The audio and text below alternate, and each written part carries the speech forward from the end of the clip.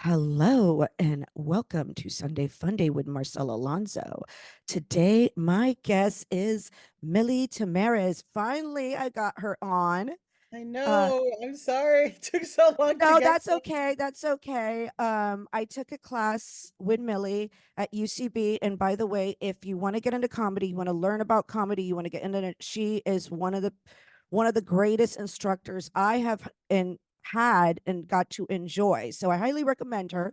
Thank But you. today on the show, I really want to dive deep, be nosy, be chamosa, and know a little bit more about you. You're from Florida.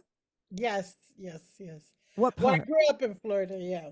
Broward, Yeah. Yes. right? Yeah. Hollywood. Yeah. Hollywood, Florida. And you're Dominican, correct? Yes, yes, yes, Both yes. parents? Both parents. Both parents. Oh, okay. Okay. And growing up in Hollywood, Florida, how It was was it? a time. It was a Huh? time. Yeah, so my parents met in New York actually. And so I'm one of six kids, Uh-huh. but I'm number five. And yeah, our family was like my older siblings lived in New York, and then I think my mom. The lore of my family is that um, New York was getting like a lot of. It was experiencing a lot of crime and stuff in the 80s because of Hmm. crack and everything. So my mom wanted to move my siblings somewhere safer. So my dad stayed in New York and my mom went to Dominican Republic. And my dad would like send her money, send her like packages and all that stuff. And then on a visit, my dad came, and yeah, my siblings were all like, it was like the four of them and they were Hmm. all whatever. And on a visit, I was You were a conceived. project of they got to work. They got to work. They were, yeah, it was a long distance visit. And then my mom came back to New York to birth me, and I was an anchor. No, I'm kidding. But no, she had me here so I could have a citizenship. Hmm. And then went back to DR. But then as I was growing up, there was like a famine, I think. Like it ran out of food at DR or something. So then we went to Florida, and my Hmm. dad stayed in New York. And then my brother got in an accident. He's fine now, Hmm. but it's a very scary accident. And then my dad moved, and like, yeah, our family was in Florida since I was like a little kid. And growing up there, it was definitely something. Yeah, Hollywood's like, I compare it to like Yonkers, you know? Yeah, that's true. Yeah, so it's like, because I think people think like that, oh, it's, I tell people who don't know, like, oh, I grew up in Miami, Hmm. because people don't know Hollywood. But if you tell people you grew up outside of a city, they think, oh, you're a poser, like you lived in the suburbs. And I'm like, it wasn't really the suburbs. Like, it has its hood parts, it has its nice parts, it has its own downtown area, which Hmm. it has its whatever. So yeah, that's why I say it's like Yonkers. It's like a little cheaper, just right outside, like Oh, it's the not cheaper anymore, though. no, it's not cheaper. Well, I mean, compared to Miami, Oh, yeah, yeah, yeah, yeah. but no, it's not cheap anymore. Um, I know I was, I wanted to have like a second residence there. Oh yeah, yeah. But no, yeah, no, fuck that. But yeah, like it was something. I like to say, one of my jokes that I kind of do not that often was it's like about destiny. Hmm. And like, my mom supposedly took me out, and she always likes to be like, aren't you glad I took you out of the hood in New York and like raised you somewhere nice and respectable? And I'm like, not true, but also like um the first time I saw balls, like a man's balls, was on the city bus in Florida, because she still made us take the city bus. Yeah. Like, But people don't know Florida's kind of gangster, though. Like, I feel like, because oh, I grew up it's crazy. in Tampa, and I grew up in Tampa, and Euphoria, that one character that was the drug dealer, and then Oh yeah, yeah, yeah, yeah, yeah. the Fez, What's his Fez. Fez? Yeah. Yeah, him, and then what's the other show where they sold meth that was real. I can't think of the name. Um, I knew like 3 or 4 white boys like that were who would sell that were more hardcore, carried But they on. have something to prove. My Yeah. first boyfriend was White Mike, and he looked just like Fez, and he had gold teeth and everything. And yeah, he only dated me because he was like, no, he's gonna give me a job. Like, I was in middle school, and I'm like, no, I'm not. I'm like, well, yeah. The first time I saw balls was on the city bus, and it was like, what the joke is that I was always meant to see balls on the city bus. Uh-huh. And my mom took me out of New York to avoid that fate, but destiny will always bring you to what you're supposed to That's be. true. That's Yeah, true. so Oh yeah. and I I mean, was and now I'm the Dominican lady on the bus with the poodle with the crusty eyed poodle having a full conversation. I'm still back to where I was supposed to be. So yeah. oh. So, but growing up, how did you fall now into comedy, and did it have like any spark when you were in your childhood? I was always into film and television and I did like comedy. Um but and I grew yeah, so I was always in like there's this movie called Rushmore. I don't know if Hmm. you've heard of it. Yeah. But yeah, it's by Wes Anderson. It's like one of his earlier movies.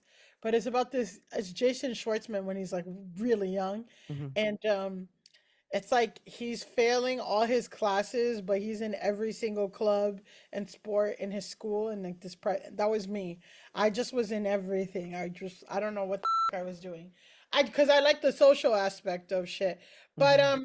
yeah, I really didn't like know I wanted to be a comedian. I just was always interested in arts and creativity. I didn't go to film school because, you know, like my parents weren't really like discouraging, but they weren't encouraging either. And my dad's like, if you go to film school, it'll be really hard, like for you to get a job. Hmm. Um, so I didn't, but I know I wanted to get the fuck out of Florida. So I actually went to college in California, and which is a whole other thing. Wow. And Where did you go to college in California?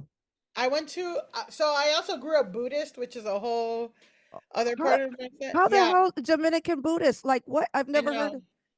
I know. It's the Tina Turner Buddhism. You Oh, know, yeah, there's like Nam Ya Renge Ko, Nam yeah, Ya yeah, yeah, Renge. yeah, Yeah, yeah, yeah, yeah, yeah. I know exactly what that is. A friend of yeah. mine took me to a meeting, but I was like, oh, this is kind of helpful. Yeah. Yeah. Well, that's what I mean, I still doing that now. But that Buddhism is pretty diverse, like there's a Okay. lot of like black people, white people, All obviously different cultures. Yeah. all different cultures. And I grew up like so I went to it wasn't a Buddhist college, but it was lightly affiliated with the Buddhist organization that I was a Okay. part of. And they were in California. And what I liked about them, besides it was far from Florida, was there was mandatory study abroad, so you had to study abroad, or you couldn't graduate, which I thought was cool. Oh. You had to study a different language, and then you had to study abroad in that language. Because a lot of people like in America, they'll study abroad in like London or in Australia, like basically another place full of white people. England. Yeah, yeah. They want you to learn and immerse so you could really learn. Exactly. So when I was in college, it was either Chinese, Japanese, or Spanish. And I took Japanese and I studied abroad in Japan. But anyway, so yeah, I really wanted to be a lawyer and I took my LSATs and everything and it was pretty bad. Like I mean, I didn't do well and then I was like, I'm gonna have to really bust my ass if I want to do this. And I'm like, well, do I really want to do this? Right. And I started comedy as a hobby, and then I just got deeper and deeper, and now I'm stuck. What, but you have Unfortunately, that's so interesting that you went to California. Then I didn't know that about you. And then you were like, I know, yeah. crazy. And also though, I hate to say like with Latino parents, they don't, it's kind of so unrealistic because they don't, unless they're watching like it's so unrealistic in different Latino cultures for us to be on TV for them. You understand? Because we don't, there's not enough representation. Yeah, I find that social media has changed that now because now there's all these like sub pages of like Dominicans be like the lot, in Oh yeah, the yeah, yeah. actual like in the smaller scope, so they can wrap their head around like creatives and stuff. Hmm. But yeah, in terms of like films and movies and television, we're really underrepresented. And something that I just started I mean, in the past like year and a half, my friend Angelo Colina, he's a really great comedian, and but he does stand up only in Spanish in America, Hmm. and he goes around the country and does shows like in Nashville, in all these places, and like will sell it out because there is a demand. And I started opening for him Uh-huh. on the road and stuff, and like it's just so interesting of like now stand-up comedy is being opened to in that way of like Yeah. to like Latin American people in America, Well, there's a lot of there's like Texas is right now has the highest Hispanic population now over the Caucasian people. There's a lot of like from doing this podcast, I've learned so much where because I've interviewed people in Texas, I've interviewed people in California and even Chicago. Well, one person in Chicago, but like there's a lot of pockets. Oh yeah, but even what my friend is really good at is that he'll go to like Raleigh, he'll go to Wow. you know Louisville, Kentucky, like these places, Minneapolis, like places you don't think there'll be any Latinos, and he'll get 50, 100, 200 people to come out. And they'll all come out to do so it mostly because of social media. Yeah, he has a good follow. Yeah, he's really good about he's constantly posting videos of his Hmm. stand up, and then he's constantly plugging shows. So Hmm. it's like somebody will discover him on social media and with the 1-2 punch of like and he's doing a live show in their city and he's just whatever. So it's been really fun, and also like it's kind of crazy because they've said like Hispanic people are like the number one people who go see movies, and they'll go with their whole family. Like it'll be a family. That's true. Yeah. And I've seen that in action. I did a show in Hartford, Connecticut, and it Hmm. was like that wasn't one of my favorite shows like that I've done with him, Hmm. but it was whatever. But it was like in their little like funny bone kind of comedy club, and for a Sunday, it was like Sunday at 4 or 5 p.m. and it was like 60, 70 people, and it was one like two different tables of people, which is what you'll see is like mom, like like the parents are in their 60s, Hmm. their kids are like they're in their 20s. It's like a whole family thing. I've seen that way more than I've seen like doing comedy like In English.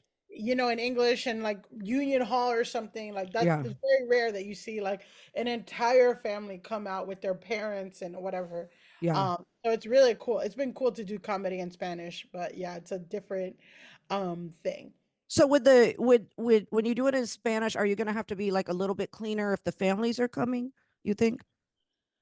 No. No, you're still there. I mean, I mean,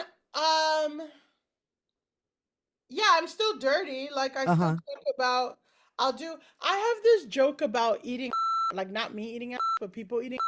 Uh huh. I'm like, I'm not gonna do this, but I'll usually do like yeah, I won't shy away, and I'll try to involve like there's almost always in Angelo's shows, and I think it's because he's handsome, but Mm-hmm. he dresses very nice. Like he dresses like very simple and clean and respectable, and he's like a clean cut guy. So I Mm-hmm. think he attracts like señoras, like so. There's always gonna be a The woman. Theas, The like, tias, exactly. No, there's always tias at his shows.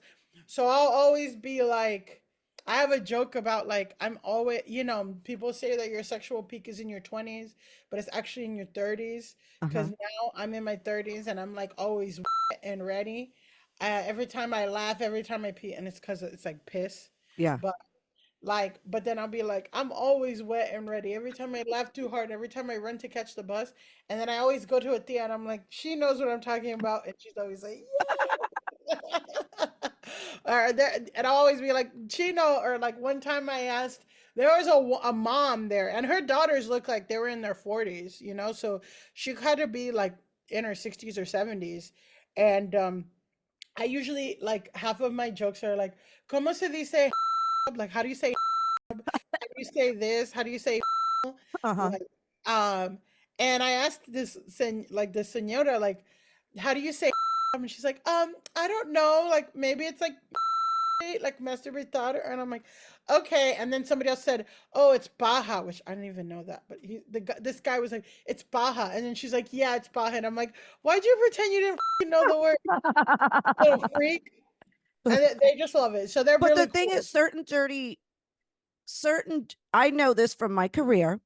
Certain dirty words are, some Mexicans say certain dirty stuff versus Cuban. You Exactly. know what I'm talking about too, because you're Dominican. Yeah. Yeah. So So talking that's dirty in also different language. why Yeah. that's Yeah. also why it's fun to ask it in English, Uh-huh. because then the audience will tell me Oh, the they'll tell you like como se or dice. Yeah. yeah, yeah, yeah. And I'll be like, how do you say like, and then people will say different things, so I'll try to like translate like what I want to say first, and then Uh-huh. I'll do the joke. Because generally in Spanish, leche is right? But for I think Mexicans, Yeah, I've never heard that. you haven't heard that? Oh, I'm you. I heard that like I meant like when a woman, no, they say leche. and yeah, yeah, I haven't heard that, Okay. but I'm sure that's true. I'm just saying like male is never in my set. Oh, yeah. No, it's just different. I know from different people say different words, different things and all that. Um so now you finished college and then you were doing comedy as a side, like as a you So I just finished college. I moved to New Jersey, okay. and I worked for AmeriCorps, which is like the Peace Corps, but in America. Mm-hmm. And like they send you to impoverished places in America. And I went to Patterson, New Jersey. And I was like teaching. And then I'm like, oh, I need something to do with my time. And I started going, UCB used to have diversity, like meetups and stuff, Uh-huh. and like free jams, and just a place for you to meet like people who do comedy, that like people of color who do comedy. Uh-huh. And I just started going there, and and then I applied for the scholarship, and then I started taking improv classes, and then started taking classes, and then, oh, let me start a team. And I started an improv, all women of color improv team called Affirmative Action, like in 2013 or something, 2014. Mm-hmm. And then we had shows and whatever. And then I started doing sketch comedy.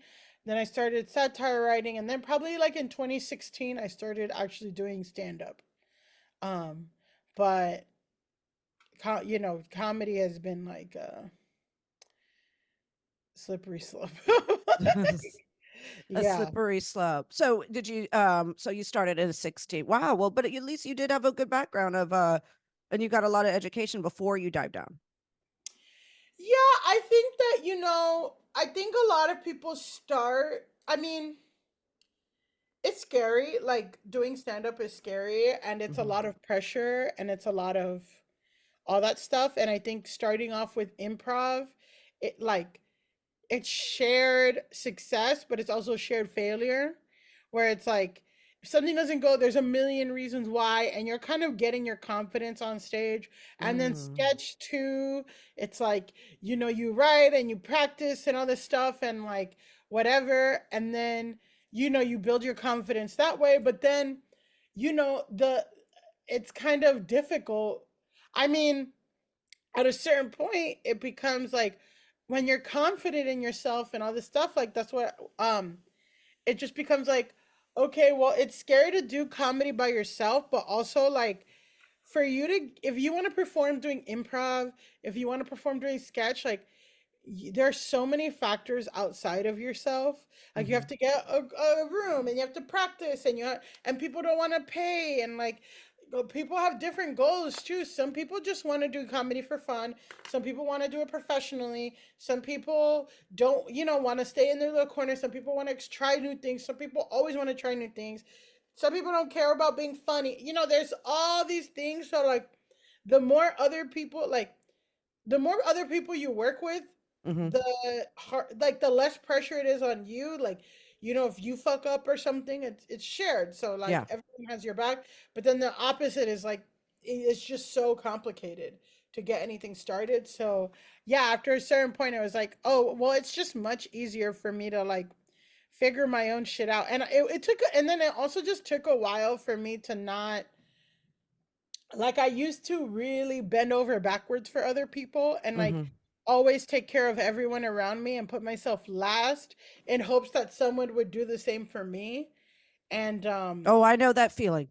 yeah, and like that's just never gonna happen. I had to like unlearn that from therapy. Yeah. And also, yeah, and then that's like I was doing stand up and doing all this stuff, but my career really didn't start taking off when I like switched focus and I'm like, oh, all this extra effort I'm gonna pour into myself or into relationships and projects where I know that the other person's gonna have my back. That's important because oftentimes people will take advantage of you just for their, especially like in the entertainment business. Yeah. And I'm finding that too with people like my other podcasts. I'll have people on and they have a podcast, but they never invite me on.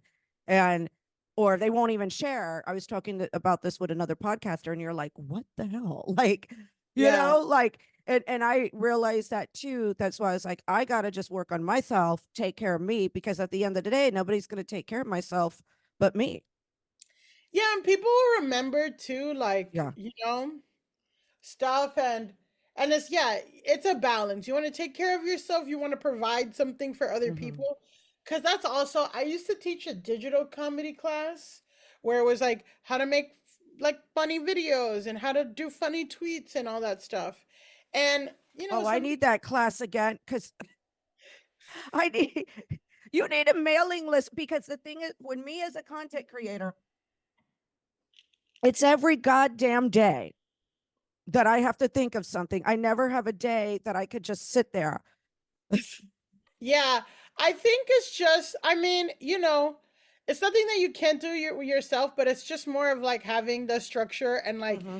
you have to present and we need to see something, whatever.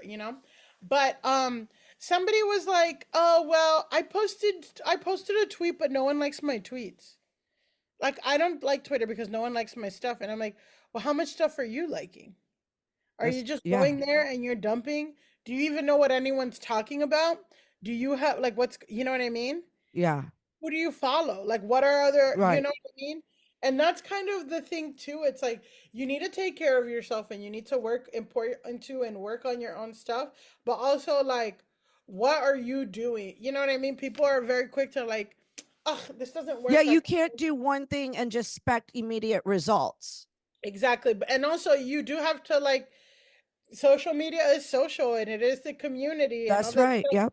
And yeah, like it's just crazy. And I said in another podcast, I did the Las Culturistas podcast, and Hmm. I was just saying like people that pisses me off is that some people, like especially a lot of these white girls, they will follow me on Instagram. And then I'm like, oh, like, I don't think I've ever met this girl before, but I'll follow her back. Like, she seems cool. Like, we both do comedy. And then I'll see. I used to have this app that would tell me who unfollowed me, or I Uh-huh. would go periodically just to see, which I have to do that now, but I think they shut the app down, which pisses me Uh, off. But people will follow you and then unfollow you after you follow them. And it's like a girl with 200 likes who, like, what the like hell no, or no, people will, yeah, yeah. I have people because I got the blue check before you paid for it, and a I don't lot think of you can pay for it on Instagram.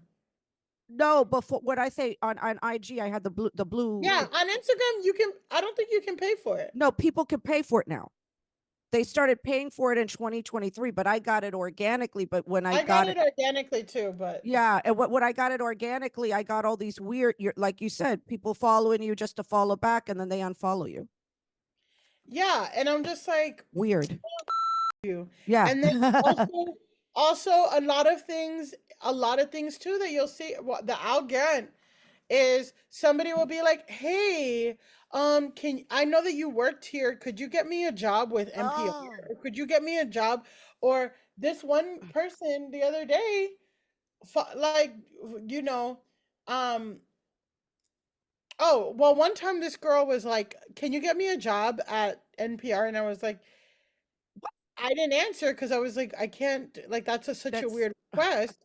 And then she followed up and she's like, "Hey, like just following up here, like whatever."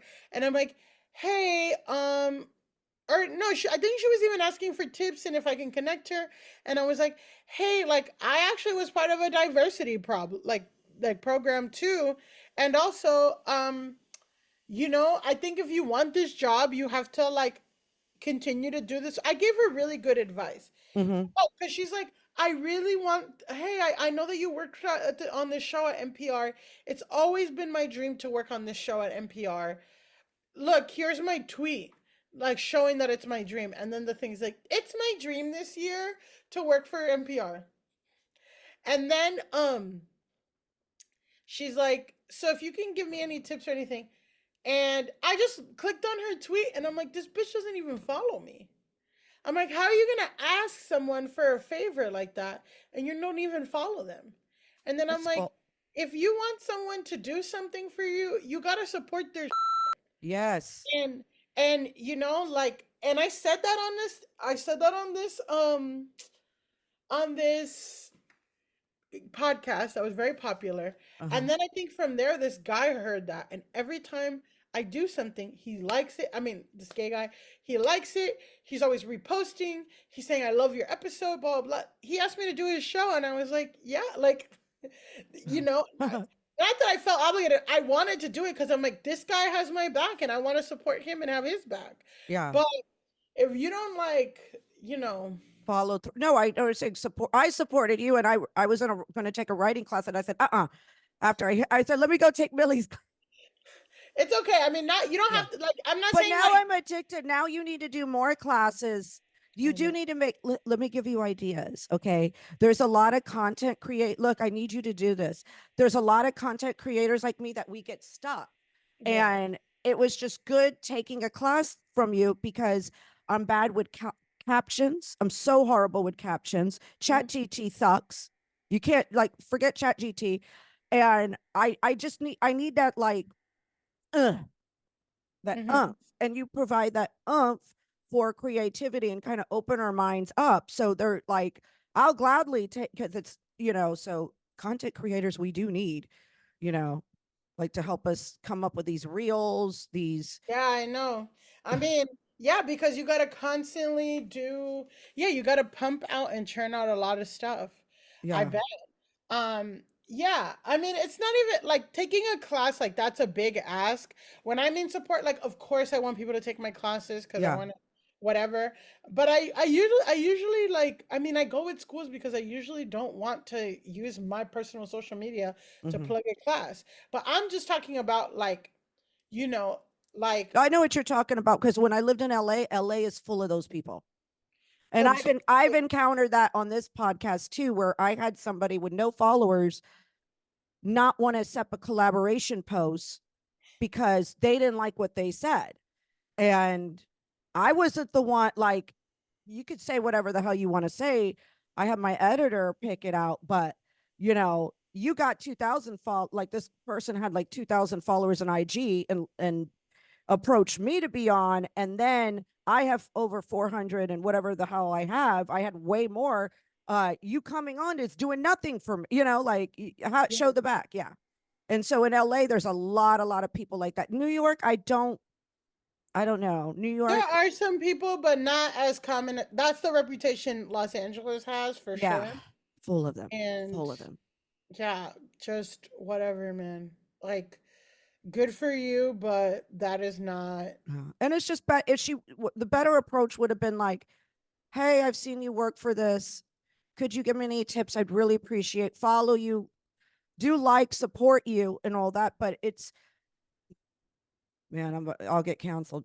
Certain races, okay, we will not say,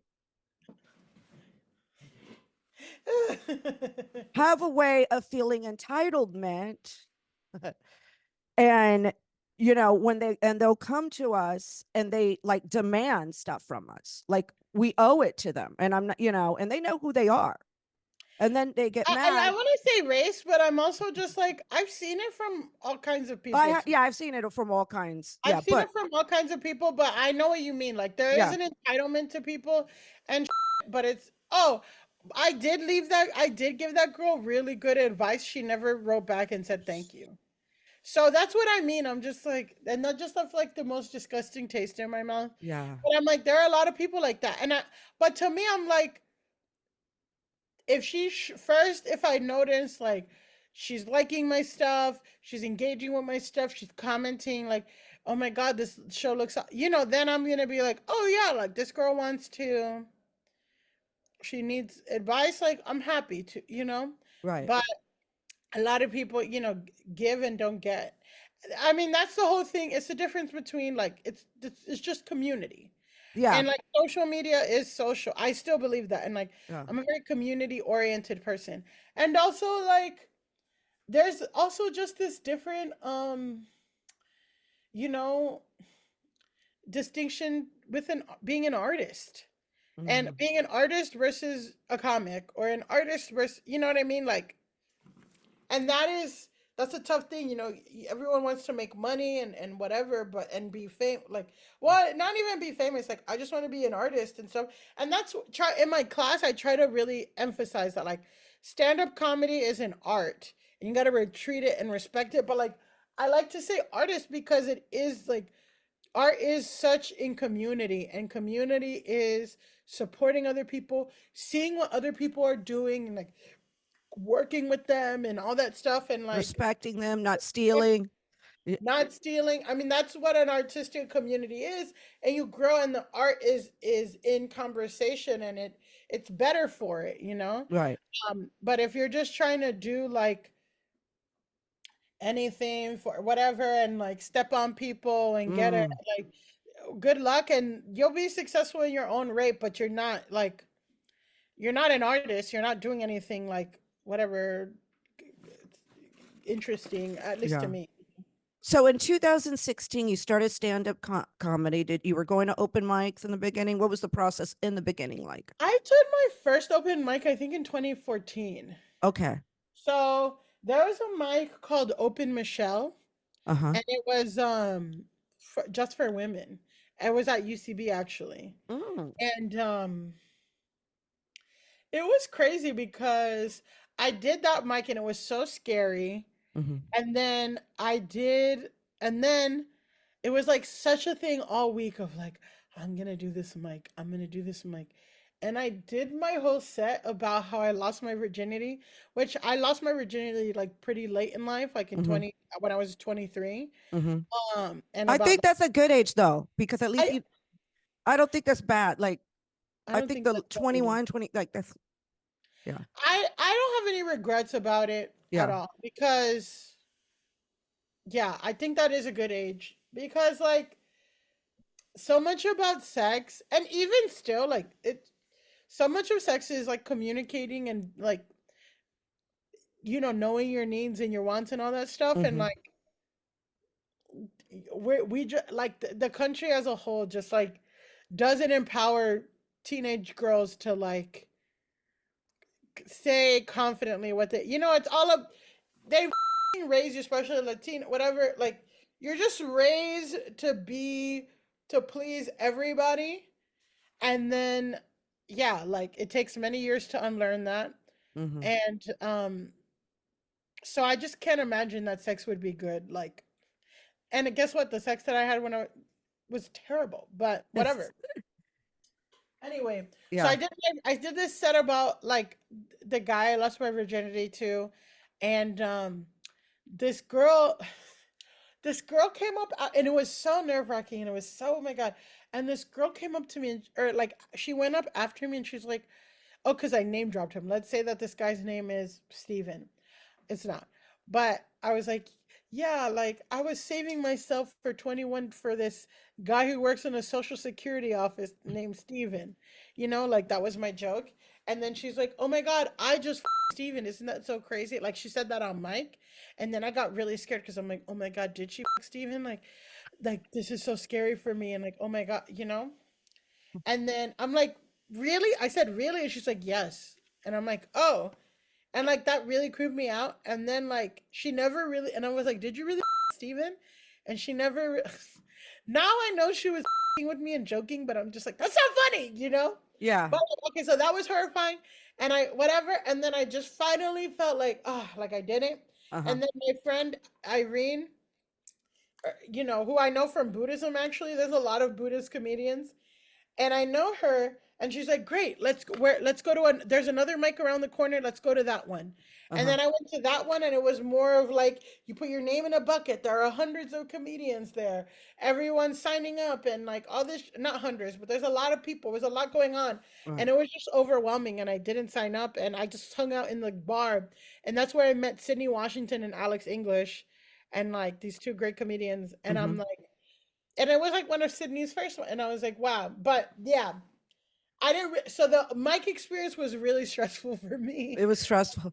and I'm like, oh, I don't want to start over. Like, I really. It took me so long in the improv community to get a certain level of respect. Like Mm-hmm. my team, affirmative action. You know, like it was just such a different landscape of like no one was booking. It was like all these white people were not booking improv like people of color, like it would not be weird to see like, which is still happening in stand up and still happening in improv, where like it Mm-hmm. would not be weird to see like an all white lineup with all white improv teams, and no one was really like including us, and they always made us feel like outsiders and stuff. And then after really proving ourselves and that we were funny and we were this and we had energy and all this stuff and all of us were great, then we finally like worked our way up to get respect. And then even at UCB, actually, like I was like rejected from the advanced study program like 3 or 4 times. Wow. And it made me crazy because I'm like, no, like I know I'm funny and I know I understand the concept that you guys are saying, but I'm not in a package that you guys can digest me or like accept me for who I am. You know what I mean? Because personally, and I can't do anything about that. It's just like that's how my philosophy is as a teacher, Mm-hmm. where it's like there are some people that you teach comedy to and you're like they just don't get it. Like they're not getting it. You know, they're not really doing the thing. They're not Mm-hmm. doing the assignment. Okay. There are some people who are like, I'm like, hey, this is not the jokes I would make, but I know that I'm communicating things and they're getting it and they're doing their thing. But But you have a very good way of redirecting, which is a good yeah. positive way. You do very good. Like you said something to me, and then it clicked one time. I was like, oh, okay. That's why I need you with more classes. I'm like, can you Yeah. do a? I'm gonna go right. UCB. Can you? She Millie do the pilot writing class? Could she teach me this? Yeah. But yeah, I just feel like they weren't really accepting me for who I was, Right. and I Oh, didn't I've teach. been there. I'm still there with this Yeah, I'm sure. podcast. Yeah. Yeah, I'm sure, but I just feel like so the thought of having and then I worked my and then I finally gave up with UCB. Like I didn't keep going up to Mm-hmm. like keep doing improv over and over again. Like Right. I'm just like I'm gonna stop or like I'm gonna take a break and do my own thing. But the idea of having to start completely from scratch and do do a bunch of mics and do that culture, and it was like toxic and there's always some crazy guy, like I just didn't want to do that. Mm-hmm. So what I did was I went to some mics, but then I had a monthly show. I went to my neighborhood. I found a venue, like a pizza shop that was Mm-hmm. in my neighborhood in Williamsburg, and they had a back room, and the back room they put a microphone there, and I'm like, "Can I do a comedy show here every month?" And they're like, "Yeah."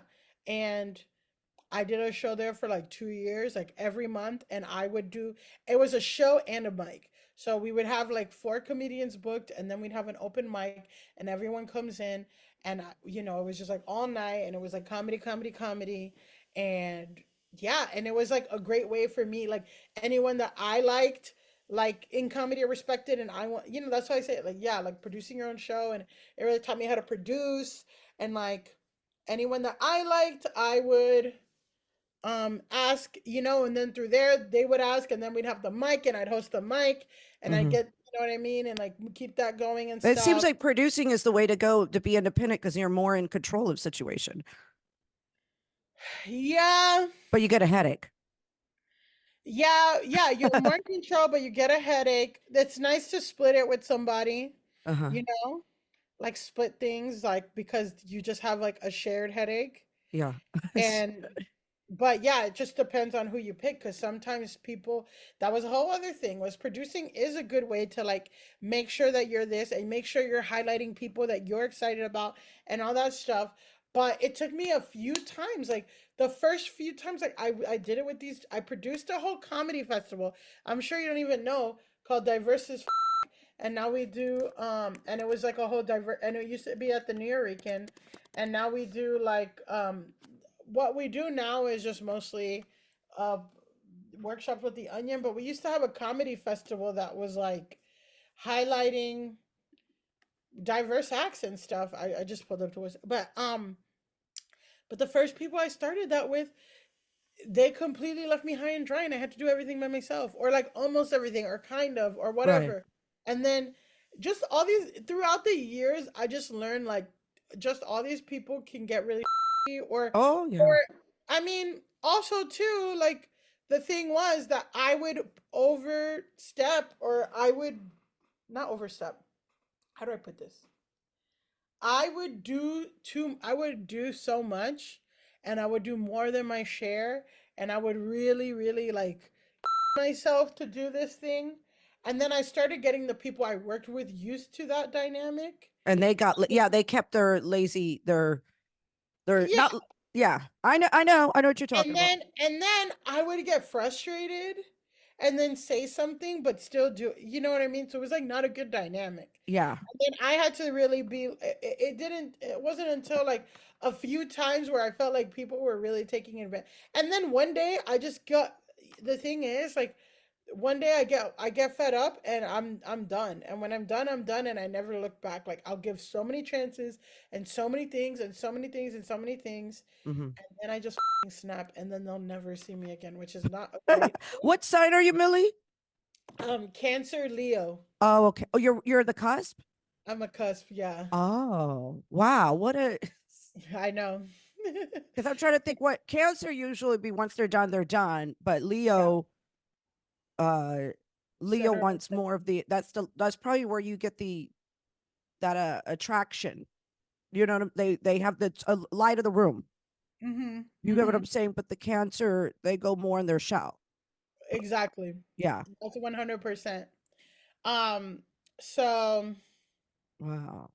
Now, how did you get to from now you started doing comedy, okay? You were producing your show, and uh how did you all of a sudden because you obviously have teaching habits, but then you start teaching at UCB. How did that happen?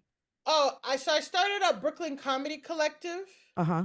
which now they're like a lot bigger and all this stuff, but I was like the first stand-up teacher. Yeah, I'm might not like be a fan of the guy who runs it now, but Mm-hmm. we have just some creative differences. But I will say, like, he empowered me. He's like, you should teach a workshop, and I taught a workshop. And then, okay, you should teach a class. I started teaching a class, and I taught like many, many, many classes before. From, I think probably from 2018, 2017, 2018. I would say 2018 maybe. Wait, no. I wait. I started in Maybe I started stand up in 20. Well, I did my first mic in 2014. Started doing stand up in 2015. Started having my own show. When I'm doing my own monthly show, that's Mm-hmm. in 2016. I Mm-hmm. started teaching stand up in 2018. And by then, or 2017, 2018, and by then I felt like weird, like, well, I'm not the best at comedy, but I'm like, oh, it's just about teaching, like, I whatever. And then I started teaching, and I would teach like, yeah, I teach in-person classes in Brooklyn, and I taught from 2018 until 2021. Mm-hmm. I was teaching consistently, and then 2021 I started getting TV jobs, and I took a break from teaching. Mm. Like, In and then 2021 is when you got the right, like the jobs went TV, right? I got like I got 3 TV jobs in a row. Okay. And then I chilled on teaching. Hmm. And then I would come back like I think in between 2021 and 2023 or Hmm. when December 2023, I maybe taught 1 or 2 classes max. Mm. Because also like sometimes teaching is really difficult. If you have like a difficult student or they want to listen or respect or this and that, like it Or can be appreciate that or the teaching, appreciate. the style of the teaching that you're doing. Yeah, and that's why, I really try to like be honest. I'm like, this is what the class is gonna be. I'm your teacher. Like, if you have a problem with a woman of color giving you notes, like address that now. Like, I want you to Hmm. sink in because I'm gonna give you notes, like all that stuff. And then people drop out or whatever. But yeah, and also like people don't know that the class is gonna have homework and all that.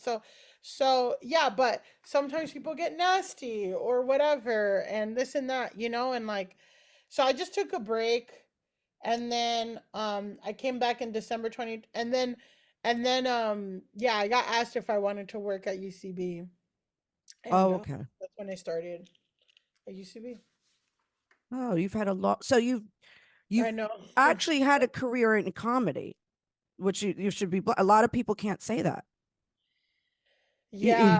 Well, a lot of people ain't saying that now cuz the industry is right now, but yes. Yeah. I did have a career in You comedy. have had a career. You have a career, and and I do see a future.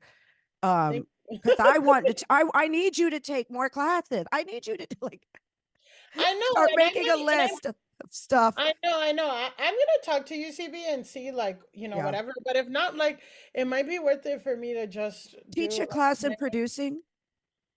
that could be a whole class I too. think that's especially for new comics, Yeah, because like I'm trying to learn myself how to produce, how to do a show, and I'm kind of getting the runaround. You know what I'm saying, from people that I've taught. I'll chat with you later about that. But uh, maybe that's a good workshop, I like a think one-day that would be a workshop. good workshop. And then I'm certainly taking I notes. like certainly let me give you a note also, definitely for the content creators, because it's my income depends on social media, you understand. And like I had to Yeah, take a break from this podcast because I it's so hard for me to get New York comedians on here. People, I don't know, they get weird with me. And LA comics are different. They're like, oh, I'll get on a podcast. New York comics are like, who are you, what are you doing, what are you trying to do? yeah, I'm not trying to get you in, corn. I'm like, what the hell? I don't even do it. They don't know. They don't, people look at me. I don't know what they think of me anymore. But I have to constantly be creative and think of different ways. And it's a need for content creators because you get stuck. And then it's like, if you don't have that post coming out, you need your money.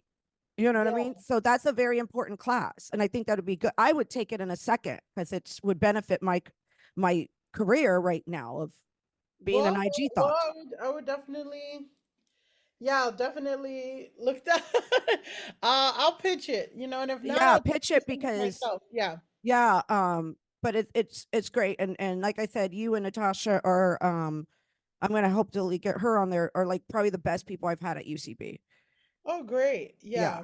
And I feel Um, open, and it was and you're very like I said, I love the way you redirect for stuff because you're not making us feel stupid. You're like, hey, but you could say, like you said one time, something, remember, was something, we were writing something about something going on in Florida. And I said, oh, they'll get this. And you go, Florida is a little bit, like the zombie salt zone. You oh, the said, but basketball. Yeah. yeah, but you said it. And I was like, oh, you said it the way you said it to me.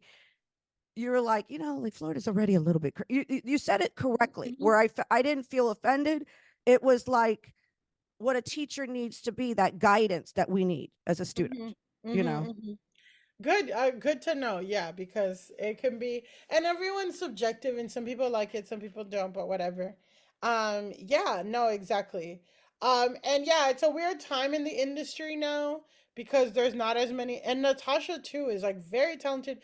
She's worked for a lot of writing jobs. I think she's worked for all these crazy people, but it's just a weird time where like no TV shows are being made, Yeah, and no no, sitcoms. no sitcoms, no, like there's not even that many like late night shows. All I do is watch podcasts. Well, Yeah. And I mean, that's why, I put that's why I started the podcast Go Touch Grass.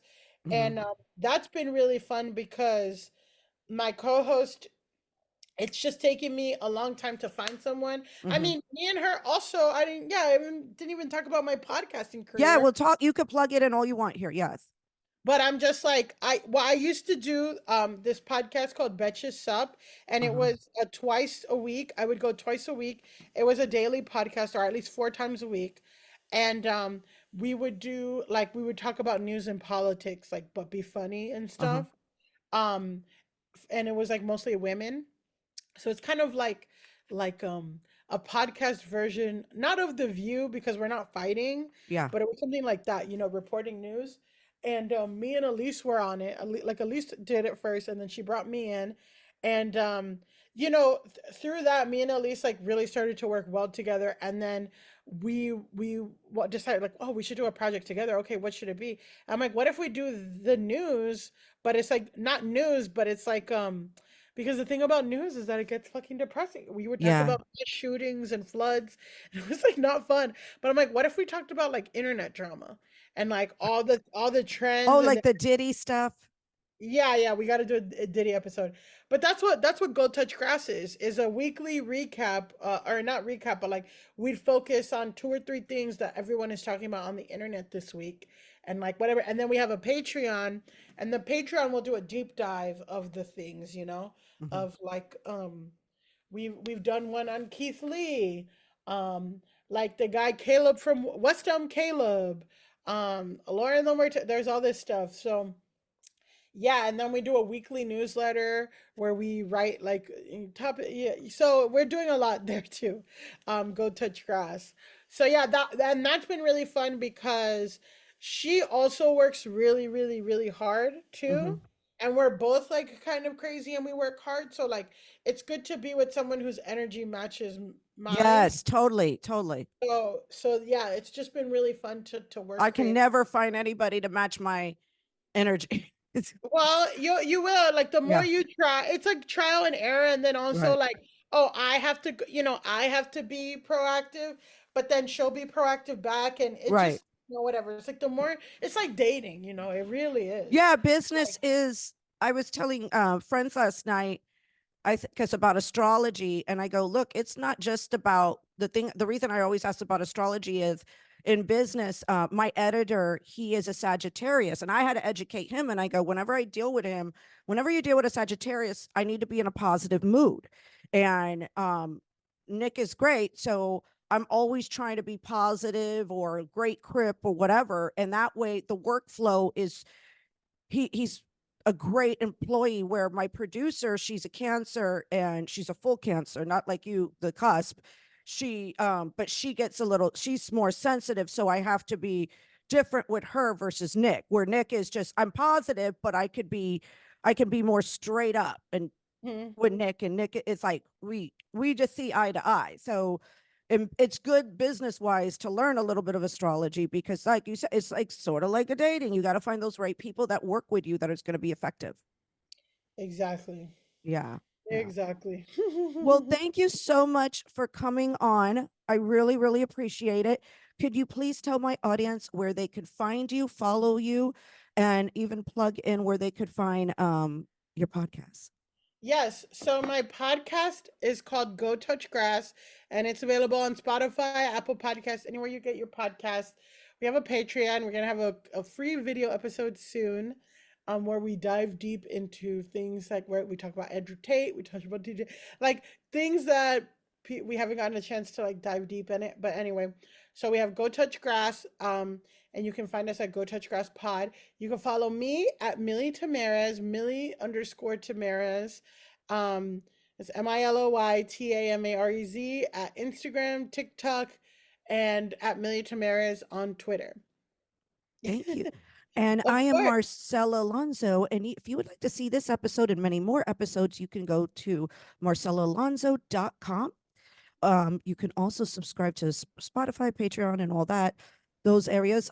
Also, if you'd like to follow me, my IG, Facebook, and YouTube is Marcela Sobella. Thank you so much for coming on Sunday Funday.